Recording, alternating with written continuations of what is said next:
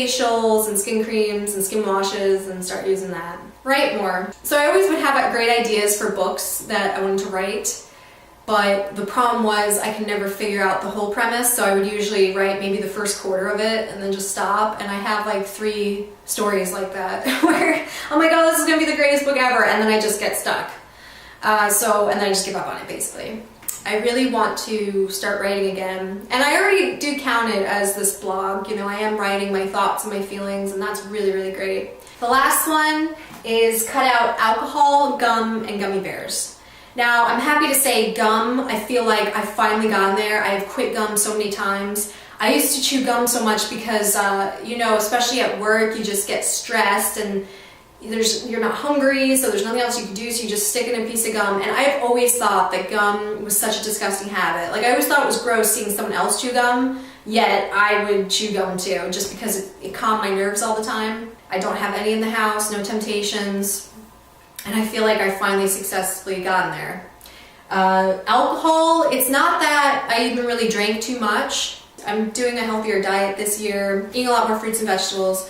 I just felt like cutting out alcohol just makes sense to me, and I did that over time. I actually plan on doing a video of how I cut out these things, because I actually cut out coffee, which was huge for me, late last year, and I'm so proud of that, because I was one of those coffee addicts. You know, I just kept every day, I felt like I was just drinking more and more, and I'd be miserable and tired if I didn't have that cup of coffee in the morning. And I eventually cut it out. Now I just drink tea, that's it. Which has a little bit of caffeine in it, but you know what? It's like nothing compared to coffee, and I don't go crazy over it. So I think I'm gonna make another video of how I cut these things out, because I have kind of like my own method of doing that. And then gummy bears. I love candy, I do. And that one I'm still struggling with. I don't have it in the house now, and I don't have Temptations, and I don't buy it at stores, so it's not like I could have it right now if I really wanted to, but I think about it still. I still want gummy bears and stuff. And I'm not cutting out candy completely, because I don't feel like I have issues with other types of candy. Like chocolate we have in the house, I don't, you know, whatever. I'll have it with my trail mix sometimes, I don't really care. But gummy bears, I would shovel that stuff in, man. Okay, and I'm gonna push the camera over this way. So you can see I got my 2 posters here that I'm always gonna see.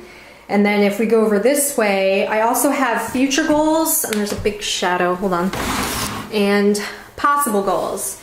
Now, I put these little 2 posters next to each other at the bottom here because there are other things I want to do, but I just know there's just no way to get it done this year with all the other stuff I'm doing. So future goals, learn second language. I would love to learn maybe French or Chinese or something like that. But I know I just don't have time to learn it this year, but that's okay. Maybe next year. Write a book. So I'm already incorporating writing more every day, so maybe eventually, and not even necessarily next year or not, I do want to write a complete book. And learn how to juggle, just another fun thing I want to do. Again, no time this year. Possible goals. Now these goals, I don't know if I want to do. I'm just thinking about it. They're just thoughts I'm writing down. Join acting groups, the only one I got so far. And I'm not sure if I want to do that or not. So that's just something in the back of my head I'm thinking about. Maybe it'll get crossed off. Maybe I'll end up doing it next year or some years down the road. Who knows? But I wanted to write it down. Okay, and then career related. This is something completely different. You can see I have it on the door next to the posters. That's different from the other goals. Obviously, they're going to be related to my plans to leave my job and pursue a better job I like. All right, I'm standing on a chair now so you can see it better. So I feel like this is not necessarily related to a resolution or a bucket list. It can be broken down to steps similar to something on your bucket list. But at the same time, I feel like changing careers it's not just one single thing. Changing careers means leaving your job, getting another job, learning things. There's just so many things that go into it. I feel like it's its own entity. So these are the steps I have so far. budget for the future. So if I leave my job, what kind of budget am I looking at? How much money should I have once I leave, and what will I be able to spend per month and save per month? Health insurance. How am I going to get health insurance? So like I said in another video, my husband does have health insurance through his job that I can get back onto. Hopefully that'll work out, but I do need to write down the exact steps of how I go about doing that. I have exit plan. That's how am I going to leave my job? Am I just going to simply put in a 2 weeks notice, maybe give them a 1 month's notice, maybe ask my boss if I can just do contract work with them. Maybe I can switch to part-time at first. Maybe work from home a couple of days first before I actually leave.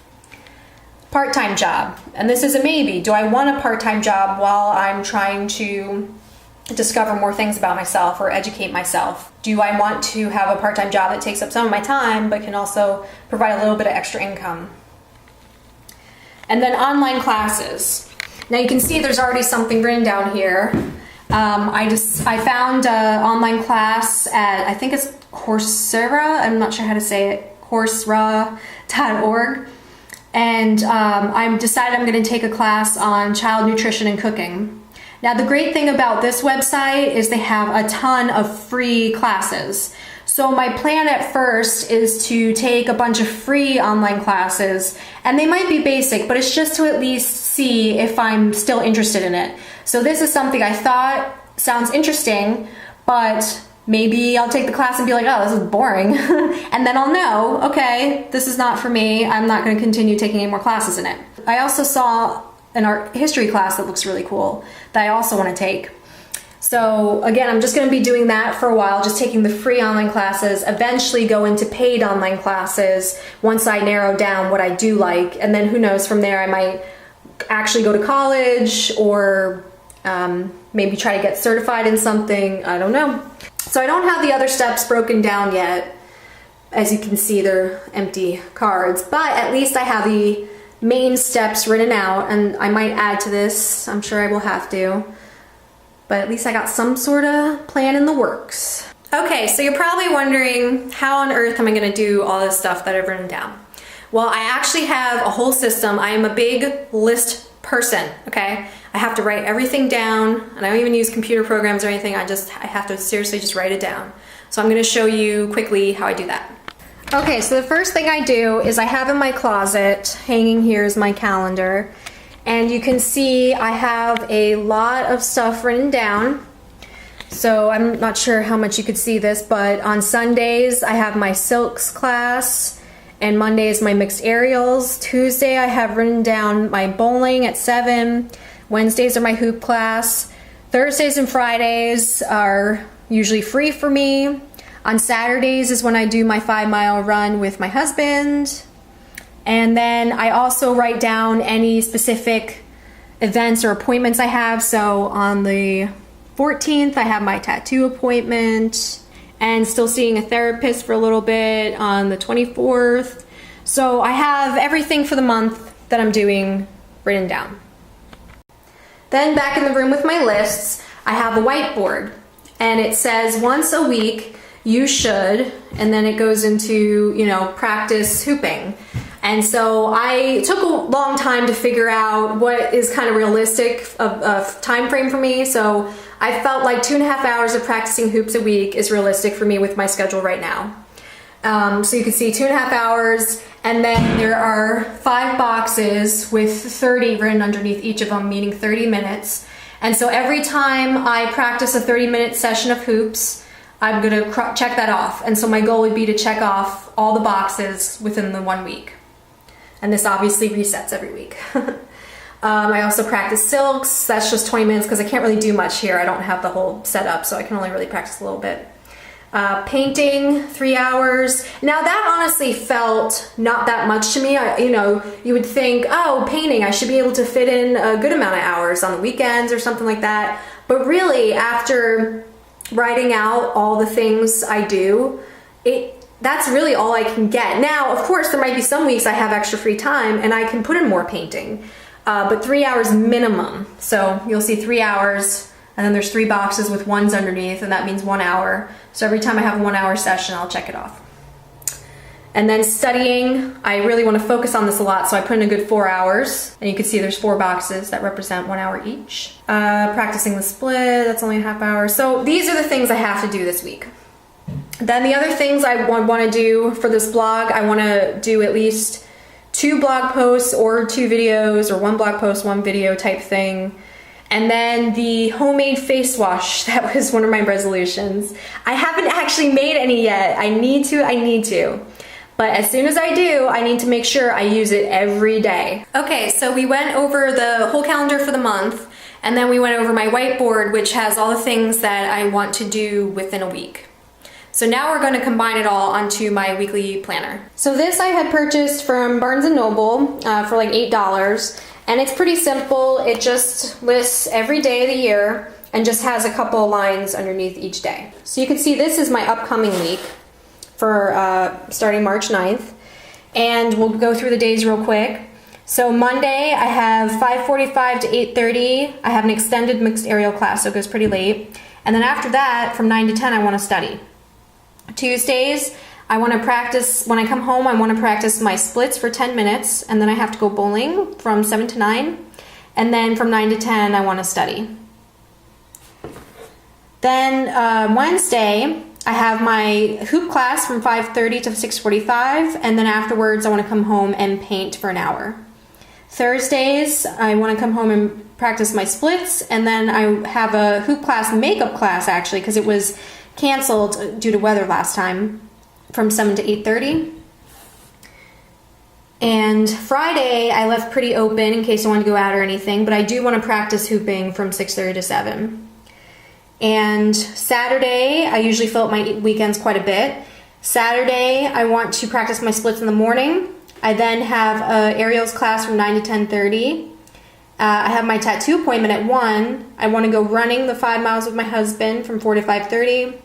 And I want to practice hoops that night. So then on Sunday, I want to paint in the morning for 2 hours. I then have a silks class from 2:30 to 4. And then there's something called an open gym session from 4 to 6. I might not go the whole time, but it's at the Toy Boat, and I can practice my hoops in there, which is great because they have such a bigger space to practice. And you can see I have a sort of legend here where I make sure everything on that whiteboard is getting integrated into this. And this is just a reminder. So the hoops I want to practice for 2.5 hours, silks 20 minutes, painting 3 hours, splits 30 minutes, study for 4 hours. So hopefully this kind of makes sense to you why I'm doing this. It really, really helps me out. Some people might think it's too much work, but it actually keeps me way organized. After writing all these things down, I realized that I really only have at the most 3 hours a day to myself. After work, after the gym, after coming home and making dinner, eating dinner, I have at the most 3 hours, sometimes not even that, to fit in all the other things I want to do. I can imagine it's even harder for people who have kids and other responsibilities after dinner time. I really need to write things down and schedule it out, or else it most likely won't happen. I have to, have it on my list so that, when 7 o'clock turns around, oh, I wanted to practice hoop now, I have to go do that now. I almost treat it like a job just to make sure that things get done. Because if you want to follow your dreams and you want to pursue your passion, sometimes you have to get really super organized and make yourself do things.